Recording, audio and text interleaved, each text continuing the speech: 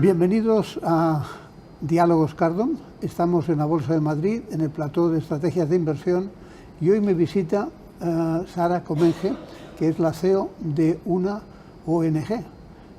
La primera ONG que recibo en Diálogos Cardón, y me dirán ustedes, ¿y por qué has ido a buscarla tan lejos? ¿De dónde vienes, Sara? Vengo de Huesca, venimos de Huesca, sí.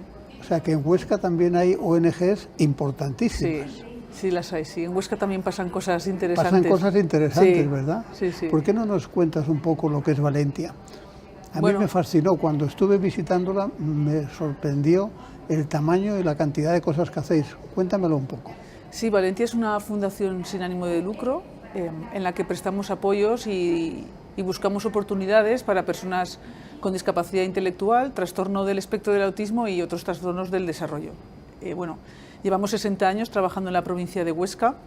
Originalmente se constituyó como una asociación de padres y madres que buscaban soluciones, ¿no?, a las realidades que tenían en ese momento con sus hijos y sobre todo pensando en el futuro, y a lo largo de estos 60 años ha ido evolucionando a lo que es hoy la Fundación Valentia. Atendemos a 600 personas en distintos ámbitos de la provincia y bueno, trabajamos 500 profesionales. Esto dentro de la provincia de Huesca, que es una de las provincias más despobladas de España, pues nos pone en un lugar que somos una de las empresas que más empleo genera en la provincia de Huesca. Y bueno, ofrecemos apoyos en diferentes áreas a las personas y a sus familias, ¿no? Formación, empleo, soluciones de vivienda, apoyo en atención diurna. Intentamos acompañar a las personas a lo largo de todo su ciclo vital para darles apoyo donde necesitan, donde quieren tenerlo y de una manera muy respetuosa con la dignidad de la persona, con sus derechos, intentando siempre que las personas participen y formen parte activa de su vida y de su proyecto de vida. Vosotros habéis sido capaces de crear una ONG muy respetable, es decir, dentro de la escala de las ONGs que yo conozco, es una ONG importante. ¿Cómo se consigue eso desde una región relativamente pequeña? Bueno, yo creo que han influido muchísimos factores. Para mí el principal es que las cosas siempre se han hecho con mucho sentido, como decimos en Huesca, con talento. Al final es no perder nunca el foco, pensar siempre, ¿no?, para qué estamos aquí, para quién y para qué, e intentar siempre innovar y buscar soluciones que se adapten a esas necesidades y a esas realidades de las personas para las que trabajamos, y a la vez haciendo una gestión excelente de los recursos públicos que gestionamos, intentando ser muy profesionales e intentando aprender también de la empresa privada, de las empresas privadas que lo hacen bien y que saben aportar valor en su negocio, para trasladar eso también a nuestra organización. Siempre hemos estado muy pegadas al mundo de la empresa, nos gusta mucho aprender de los empresarios y de la gente que es capaz de emprender, ¿no?, y sacar adelante proyectos interesantes para aprender y para trasladar todo eso a nuestra fundación, y eso nos permite, creemos, gestionar de una manera muy responsable y muy profesional y también innovar y desarrollar nuestra actividad de una manera un poco diferencial. Bueno, y una cosa que yo creo que es diferencial también es el talento que habéis sido capaces de crear en el equipo, ¿no? Tenéis un equipo ahora muy sólido, que lleva tiempo, que realmente está comprometido con la idea, ¿no? Es la clave de todo ahora mismo. Yo creo que el éxito que estamos teniendo, y cuando hablo de éxito me refiero a resultados medibles y de valor en las personas y las familias, porque ese es nuestro éxito, y de éxito en la gestión, ¿no?, y también en la sostenibilidad. Y el éxito también en poder hacer cada vez más cosas y mejores. Ese éxito se sujeta principalmente en el equipo. Hay un equipo humano de profesionales que son muy buenas personas y muy buenos profesionales, y que trabajamos además muy unidos, muy coordinados, con un objetivo o con los objetivos comunes muy claros. Y bueno, es gente que está constantemente formándose, pensando, tomando decisiones arriesgadas y bueno, atreviéndose a hacer cosas y a buscar oportunidades en todos los sitios. Y bueno, lo hacemos de una manera, como digo, muy coordinada y muy humana, ¿no? Y al final yo creo que eso nos da un valor. Oye, con la experiencia que tenéis, ¿qué cosas hay que cambiar en los perfiles de las familias para que cuando tienes un caso como eso que no esperas, salir adelante? O sea, ONG como vosotros intenta ayudarles, pero ¿cuál es la problemática importante que resolvéis? Bueno, es que parecerá mentira porque en nuestro país se invierte muchísimo dinero, ¿no?, en intentar apoyar y acompañar a las familias desde el principio cuando cuando se encuentran con una realidad diferente a la que esperan y que normalmente es más difícil de sacar adelante, como puede ser un hijo o una hija con discapacidad intelectual. Y se invierte mucho dinero y se gestionan muchos recursos y en realidad no se está siendo del todo eficaz en esto, ¿no? Las familias, cuando se encuentran con una situación de tener un hijo que necesita unos apoyos específicos, una ayuda específica, sigue encontrando hoy en España muchísimas dificultades. Y hay dificultades económicas porque siguen teniendo que hacer un gasto familiar muy por encima de una familia que no tiene un hijo o una hija con discapacidad, pero además hay dificultades sociales también de entendimiento, de comprensión, de empatía. Nosotros decimos que hay que fijarse también en las cosas más pequeñas, ¿no? En el trato, en las relaciones, en cómo desde la escuela, desde los centros educativos a los que acuden, desde los profesionales de la salud que los entienden, o sea, que los atienden, hay que cambiar mucho las relaciones y la comprensión hacia la familia. Se encuentran con una situación que normalmente les causa mucho sufrimiento. Hay casos más complejos que otros, pero al final se sufre. Y se suelen encontrar muchas veces, demasiadas veces, con unas respuestas a su alrededor que no son poco adecuadas o no del todo humanas. Ahora todo el mundo tiene mucho estrés, tiene mucha prisa, todo el mundo dice que faltan recursos, que no hay tiempo, que no llegamos a todo, y parece que con eso se justifica todo y que eso justifica una mala palabra en un momento dado o un trato no adecuado o intentar sacarte tú el problema y que lo asuma otro, ¿no? Entonces eso es verdad que hoy en día, a pesar de todos los recursos públicos que se ponen, y privados, pero sobre todo públicos, en el sector, esto sigue faltando, hay que cambiar mucho eso, hay que cambiar mucho ese trato, esa relación con la familia. O sea, ¿tú crees, por ejemplo, que estamos por delante o por detrás del resto de Europa en ese tipo de trato? ¿Lo hacemos igual de bien o igual de mal que los demás, o realmente hay países que lo hacen mucho mejor que nosotros? Claro, hay países europeos que ponen muchos más recursos públicos a la hora de apoyar a las familias y a las personas que tienen discapacidad. Y hay países también en Europa donde las relaciones interpersonales y esos pequeños detalles en la relación resultan bastante más amables que en España. Eso ocurre también, es como un concepto, ¿no?, de lo que es la sociedad, ¿no?, que a veces a nosotros hay ciertos valores que han desaparecido y ciertas cosas a las que ya no les damos importancia y que hemos dejado que se fueran de la sociedad y que algunos países conservan, ¿no? Una educación, un respeto, una mirada hacia intentar ayudar al otro de una manera poniéndote en el lugar del otro, ¿no? No poniéndote tú primero, sino poniendo primero al que tiene el problema. Y hay algunos países europeos que en eso están mejor, otros no, porque yo creo que sí que es verdad que más o menos de manera general en Europa esos valores y esos principios están un poco debilitados, ¿no? Y al final se nota en prácticamente todos los países, pero en España, especialmente en los últimos años, mucho, cuesta mucho la convivencia. ¿Y el empresariado está flexible, está empezando a entender que tiene que darle soporte desde la empresa, o las empresas se desentienden un poco? Las empresas no se desentienden, yo creo la mayoría de las empresas no se desentienden nunca de los problemas sociales. A veces ¿no? Está ese discurso, pero nosotros no nos encontramos con esa realidad. Nosotros en lo que conocemos más, que es Huesca y Aragón, pasa justo lo contrario. Cuando explicas las cosas, les das la oportunidad de conocer, les enseñas también, ¿no?, lo que es este mundo y cómo también desde su parte pueden aportar y pueden ayudar. Las empresas se están implicando muchísimo. Cada vez hay una mayor apertura de mente hacia incluir en puestos de trabajo a personas con discapacidad intelectual. Estamos hablando nosotros de personas que lo tienen especialmente difícil para encontrar un empleo, porque dentro de la discapacidad no todas las discapacidades tienen la misma dificultad, ¿no?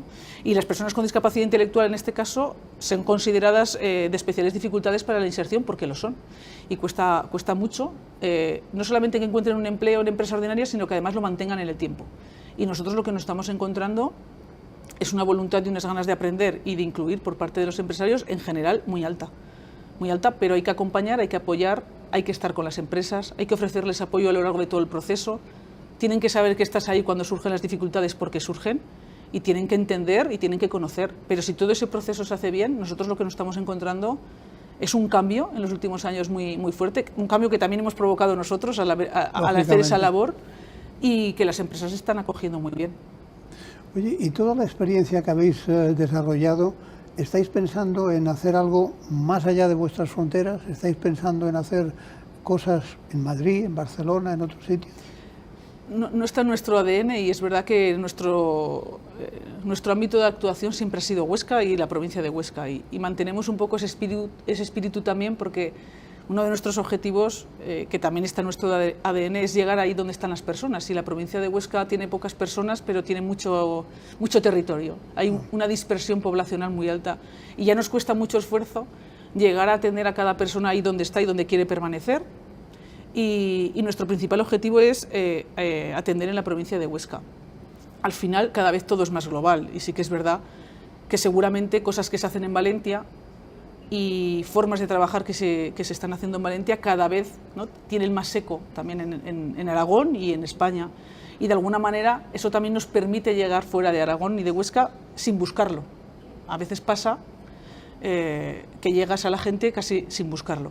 Y sí que es verdad que nos ocurre de familias que tienen hijos con discapacidad, pues que a lo mejor no viven en Huesca, pero nos llaman porque quieren que su hijo reciba los apoyos en Valencia. Y incluso hay gente que termina cambiando su domicilio para poder vivir en Huesca y que su hijo sea atendido en Valencia, porque sí que es verdad que es un contexto, el de la provincia de Huesca, muy favorable para que las cosas vayan bastante bien, ¿no?, cuando tienes un hijo con discapacidad. Y eso realmente es algo que la provincia lo tiene asumido, es decir, vosotros tenéis un prestigio que he podido ver en la provincia porque lo habéis ganado poco a poco, pero realmente eso está en toda la sociedad. Realmente Valencia lo conoce todo el mundo. Sí, bueno, en Huesca nos conoce todo el mundo, absolutamente todo el mundo, y en Aragón, donde tenemos una circunstancia poblacional muy curiosa porque prácticamente toda la población se aglutina en una única provincia, que es Zaragoza, es la tercera o la cuarta ciudad más grande de España, en una comunidad autónoma donde Teruel y Huesca nos quedamos prácticamente como algo anecdótico, ¿no? Y lo que sí que nos ha costado más es ese conocimiento y reconocimiento en Zaragoza, que ya es otro nivel, porque ya estamos hablando de una ciudad, una provincia con 800.000 habitantes en la capital, entonces ya estamos hablando de otro volumen. Y también también ha pasado. O sea, ahora mismo nos conoce mucha gente y nos reconoce mucha gente en todo Aragón, que era un poco el objetivo, porque aunque nuestro ámbito de actuación está muy centrado en la provincia de Huesca, las grandes decisiones en Aragón se toman en Zaragoza. Al final nos interesa que se nos conozca allí y que sepa la gente lo que hacemos y sobre todo cómo lo hacemos. Una cosa que me gustaría es que explicaras un poco cómo sería una conversación con alguien que quieras contratar para Valencia. ¿Qué es lo que le preguntarías y qué es lo que te gustaría que te contestara? Bueno, hace días que no hago entrevistas yo, porque se llevan desde el área de personas, pero sí que es verdad que, bueno, yo le preguntaría qué le mueve. No, pero imagínate a alguien que quieras contratar para el equipo directivo. Bueno, o sea, que tendrías que hacerlo tú. Sí, ¿qué le preguntaría? Pues le preguntaría pues qué le mueve, ¿no?, en la vida, ¿no?, como valores, cuáles son los valores que le mueven o lo que le motiva en la vida. Intentaría también seducirle con el proyecto que tenemos en Valencia, que ofrece muchísimas posibilidades de desarrollo profesional. Yo llevo 13 años trabajando en Valencia, soy ingeniera, no venía de este mundo y he conseguido desarrollarme profesionalmente muchísimo en estos 13 años porque es un sector y una entidad donde se dan muchas oportunidades y donde hay muchas opciones de hacer cosas diferentes, de aprendizajes, de innovar. Entonces yo creo que uno de los grandes atractivos es ese, y además haciéndolo pegado a un proyecto social que aporta muchísimo valor a la sociedad y que genera en ti una sensación, ¿no?, de que haces algo con mucho sentido. Y buscamos personas pues, que tengan muy buena actitud y mucha humanidad.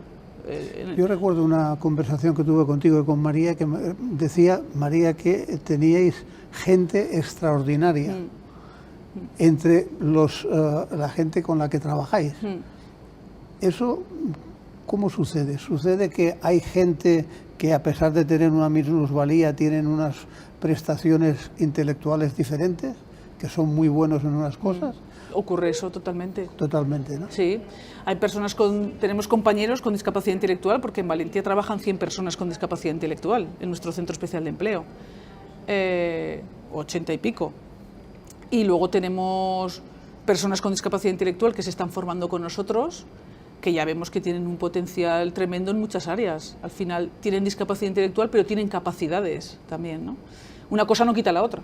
Entonces, allí donde están las capacidades es donde nosotros intentamos poner el foco para fomentar esas capacidades y tirar de ahí, y que la persona pueda tirar de allí. Bueno, lo comentabas tú en el mail, creo que hoy. Puede ser, sí. Hay que apoyarse en lo que se te da bien, sí, y luego, sabiendo qué es lo que haces para que eso se te dé bien, intentar mejorar lo que no se te da tan bien. Exacto, exacto. Entonces, esa filosofía que vale para todos, nosotros la aplicamos también en la discapacidad intelectual, y de hecho funciona, porque al final hay que descubrir los talentos y las capacidades de las personas, que normalmente están muy ocultos en las personas con discapacidad intelectual, porque siempre han recibido un feedback muy negativo en cuanto a sus capacidades, con lo cual están muy escondidas, hay muy poca autoestima. Les han dicho siempre, no eres capaz, no eres capaz, en vez de decirle, esto lo haces muy bien. Eso es, han recibido un feedback siempre muy negativo. Entonces ahora, cuando empiezas a trabajar con ellos con otro enfoque y empiezas a descubrir esas cosas, es que cambia la vida. Nosotros decimos que cambiamos la vida de las personas. O sea, probablemente lo más importante ahí es que adquieran protagonismo y se sientan capaces de hacer cosas, ¿no? Eso es, en primera persona, y que sean ellos los que sean capaces de liderar su vida.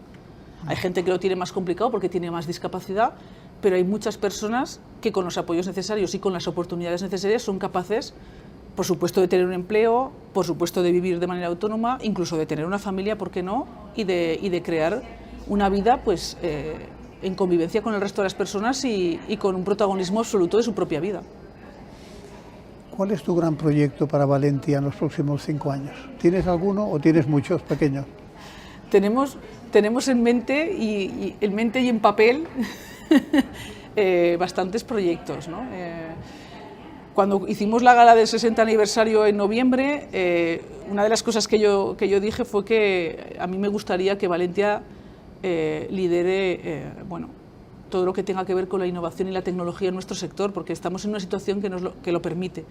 Estamos en una muy buena situación, tanto a nivel de equipo humano, como tú bien has dicho ahora, como también a nivel económico, como a nivel de proyecto, a nivel de estrategia, a nivel de gestión. Estamos haciendo las cosas de una manera que nos permite ahora pensar en que podemos hacer algo más diferente para acercar todo lo que está ocurriendo a nivel global a nuestro sector, que somos una cosita muy pequeña, pero muy importante, ¿no? Porque somos muy pequeños, pero somos imprescindibles. Sí, sí, no, además trabajáis en un ámbito que nadie, si no, se ocupa, ¿no? Exactamente, eso es. Entonces, intentaremos, y lo que vamos a intentar es desarrollar proyectos en los que podamos innovar, que podamos hacer cosas diferentes, que podamos ofrecer soluciones diferentes que sean más eficaces para las personas y que sean más sostenibles también, porque nuestro compromiso con la sostenibilidad en todos los ámbitos, pero también en el económico, es muy alto.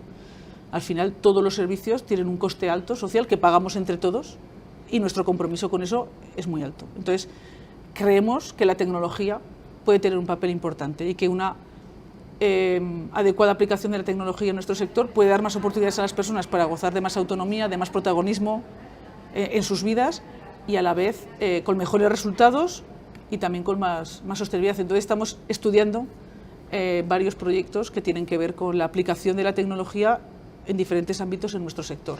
Tú antes decías que una cosa que hacéis es acercaros mucho a los empresarios y al empresariado. Y una de las cosas que me llamó la atención es que tenéis de forma habitual planes estratégicos. Yo no creo que muchas ONGs tengan planes estratégicos. ¿Cómo llegasteis a la conclusión de que necesitabais tener un plan estratégico y cómo lo renováis casi cada bianual o así, ¿no? Bueno, llegamos a la conclusión porque nos teníamos que organizar bien y teníamos que gestionar bien. No teníamos control sobre la gestión. Podríamos haber seguido así muchos años, porque al final tú entras en una dinámica y una inercia en un sector social que sabes que siempre vas a tener una financiación más o menos estable y te puedes dejar llevar, pero sentíamos que teníamos la necesidad de hacer las cosas diferentes, de poder ofrecer otros servicios, otros recursos, otros apoyos, de poder hacer cosas que si no controlábamos bien la gestión no podíamos hacer. No podíamos asumir inversiones o no podíamos asumir según qué proyectos si no sabíamos si financieramente eso era viable. Teníamos que alinear las acciones de las personas de la organización hacia un objetivo común, conocido, compartido, que tuviera una clara hoja de ruta que todo el mundo conociera y que pudiéramos medir. Y ahí entramos ya con los indicadores. No medíamos, ahora medimos cosas, las importantes, ¿no? Tampoco hay que estar todo el día midiendo, pero hay que medir lo que es importante. Y claro, todo eso a lo largo de estos años, este que estamos ahora finalizando es nuestro tercer plan estratégico, pues nos ha hecho cambiar radicalmente. Tenemos estrategia financiera, tenemos estrategia de lo que podríamos denominar nuestro plan, nuestro proyecto, de lo que es nuestro core, ¿no? De lo que hacemos. Y bueno, todo eso nos permite ser mucho más eficaces, más eficientes, alinear acciones hacia objetivos comunes, medir para saber qué tenemos que cambiar, dónde tenemos que poner el foco, qué tenemos que mejorar, qué funciona muy bien y hay que potenciar. Y es que ahora tenemos una cantidad de información que yo creo que debería de servir incluso para diseñar políticas públicas en nuestro sector, porque tenemos información de valor. O sea, nosotros ahora podemos decir incluso qué modelo de vivienda es más sostenible económicamente y además genera mejor impacto en las personas y en las familias, hay más satisfacción. O sea, nosotros ahora tenemos información de muchísimas cosas. O sea que en esta economía que se está hablando mucho del dato, vosotros tenéis datos muy buenos y realmente para el espacio en el que estáis muy válidos, ¿no? Sí, tenemos mucho dato que sabemos además transformar en información alineada con objetivos y en información que a nosotros desde luego nos es muy útil y nos permite plantear nuevas estrategias, nuevos caminos, nuevos horizontes y que yo creo que sería de muchísimo valor para la administración, que al final es quien pone la mayoría de los recursos en nuestro sector y que por sí mismo no está midiendo todas estas cosas y nosotros sí lo hacemos y la ponemos siempre a disposición porque creemos que es importante conocer cómo se están moviendo las cosas y qué está pasando para luego poder tomar... que haya una transparencia para que claro. Sepan cómo se gasta el dinero. Sí, ¿no? Nosotros siempre decimos, cuando me refiero a las organizaciones sin ánimo de lucro, que la razón social por sí misma no garantiza ni las buenas intenciones ni los buenos resultados. Porque a veces damos por hecho que por ser una ONG... Todo es bueno. Todo es bueno. Que el objetivo es bueno y que los resultados son buenos. Y no es así. O sea, insisto que en la forma jurídica o la razón social no garantiza ni las buenas intenciones ni los buenos resultados. Y que a nosotros, a nuestras organizaciones, que hacemos un servicio público que es de derecho de la persona, se nos tiene que financiar bien, pero se nos tiene que exigir más. Se nos tiene que exigir mucho más. Se nos tiene que exigir una buena gestión, un buen impacto en los resultados, demostrable además, y se nos tiene que exigir mejorar, crecer, cambiar, innovar. Se nos tiene que exigir, porque si no, a veces parece que lo único que se nos tiene que hacer es dar dinero, porque sí, porque hacemos una buena labor, y entonces hay que financiar. Bueno, aunque la hagáis mal. Aunque no seamos capaces de demostrar si lo hacemos bien.